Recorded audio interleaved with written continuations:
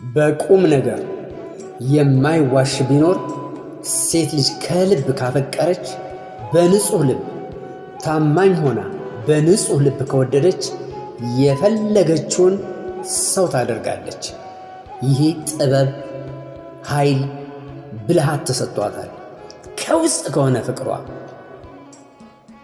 የቅናት የጥቅም አለያም የራሷን ዕድል ለመጠቀም ሳይሆን ለሱ መልካም ልብ ካላት፣ ከሱ ጋር ለወደፊት የምታስብ ከሆነ፣ ለሱ የምትታመን ከሆነ፣ የምትወደው የምታፈቅረው ንጹሕ ልብ ያላት ሴት ታደርገዋለች። ግና